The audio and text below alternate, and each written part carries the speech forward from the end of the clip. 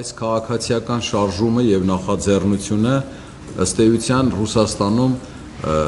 արժանացրել էր որոշակի վերաբերմունքի, նայած քաղաքական ուժեր, բայց հիմնականում կար ըմբռնում, որ շարժումը ճիշտ մարտավարություն է ընտրել եւ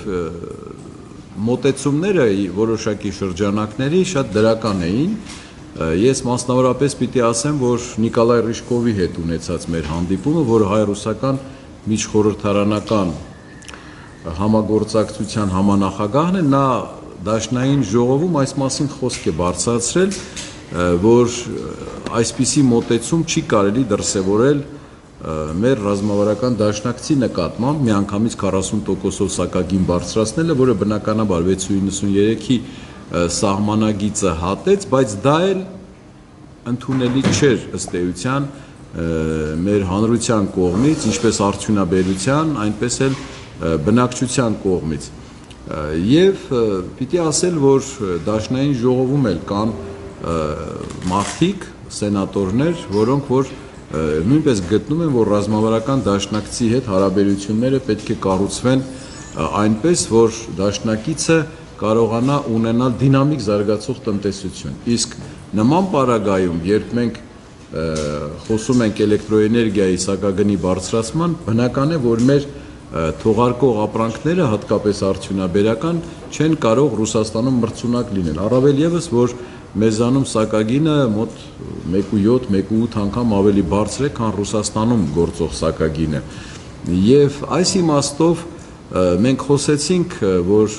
միթե ժամանակը չէ միասնական էներգետիկ համակարգի անցնելու, միասնական սակագին ունենալու, որպեսզի մեր ապրանքները կարողանան հեշտությամբ տարանցվել եւ իրացվել։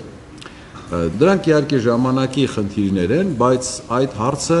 ես ձեզ պիտի ասեմ, որ մենք շոշափել ենք նաեւ հանրային խորհրդում, երբ քննարկում էինք հեծի ներկայացված հայտի մասին հարցը, որտեղ մենք նույնպես կարևորեցինք միասնական էներգետիկ համակարգ ստեղծելու Հայաստանի, Վրաստանի, Ռուսաստանի, Իրաքի, Սիրիայի, Թուրքիայի, այս բոլոր երկրներով ստեղծել միասնական էներգետիկ համակարգ, որը բնականաբար կարող էր ավելի այսպես շահեկան վիճակում բերել Հայաստանի էներգոհամակարգը։ Ինչ վերաբերում է այս իրավիճակին, ապա մենք տեսնում ենք, որ էլեկտրոէներգիայի 5 ամսվա օգտագործման ծավալները կրճատվել են գրեթե 7%-ով։ Սա խոսում է այն մասին, որ մարդիկ արդեն այսօրվանից կան մտավախություն եւ սկսում են քիչ էլեկտրոէներգիա օգտագործել եւ խնայողաբար են օգտագործում։ Սա իհարկե լավ բան չի, որ մենք արդեն անցնում ենք խնայողության, մենք պիտի ընդհակառակը շատ էլեկտրոէներգիա փորձենք ծախսել, որպեսզի մեծ շրջանառություն լինի էլեկտրոէներգիայի։ Բազմաթիվ անգամներ մենք ձեզ հետ միասին քննարկել ենք, որ ինչ պիտի արվեր, որ մեր էլեկտրոէներգիայի իրացման ծավալները մեծանային։ Դրանք պիտի մեր արդյունաբերական օբյեկտները վերագործարկվեին, մասնավորապես Նաիրիտը, որը մեծ էլեկտրոէներգիա է օգտագործում, եւ Վանաձորի Քիմպրոմը։ Կառավարությունը արդեն գուցե եւ մոտեցել է այն ըմբռնմանը, որ արդեն պիտի Նաիրիտը վերագործարկվի, այլ ճանապարհ չկա։ Դուք հավանաբար գիտեք, որ կառավարությունը մի 15 օր առաջ Ռուսաստանի միջպետական բանկի հետ ունի պայմանավորվածություն, որի արդյունքում ռուսական այդ բանկը, որը միջպետական բանկ է եւ Ղազախստանի եւ Բելարուսի բանկն է դա նաեւ, նրանք Նաիրիտի պարտքը, այսպես ասած, խորհրդանշական գնով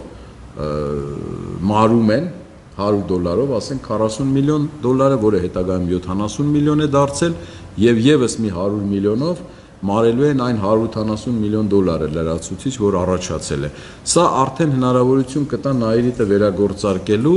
եւ այդ գործարանը պիտի հոսանք արտադրի։ Ստեղծված տնտեսական վիճակը այս 5 ամիսներին, եթե դուք նայել եք վիճվարչության տվյալները, ապա տեսնում եք, որ մեր արտաքին առևտրի մեջ մենք ունենք բավականին, այսպես ծանր իրավիճակ, արտահանման գծով մոտարապես 15%-ով պակաս ենք ապրանքներ արտահանել, իսկ ներմուծման գծով 62%-ով պակաս ենք ապրանքներ ներմուծել։ Սա խոսում է այն մասին, որ մենք Ռուսաստան արդեն ապրանքներ շատ քիչ ենք կարողանում արտահանել, որովհետև ռուսական ռուբլին, ինչպես գիտեք, դեռ շարունակում է թույլ մնալ դոլարի նկատմամբ, որը մեր տեղական ապրանք արտադրողները այսպես չեն արտահանում իրենց ապրանքները, մասնավորապես կոնյակը եւ գինին, որովհետեւ այսպես վնասով պիտի աշխատեն, դրա համար սպասում են լավ օրերի, մինչև որ ռուբլին կարժևորվի ավելի, որ կարողանան նրանք ապրանքներ արտահանել։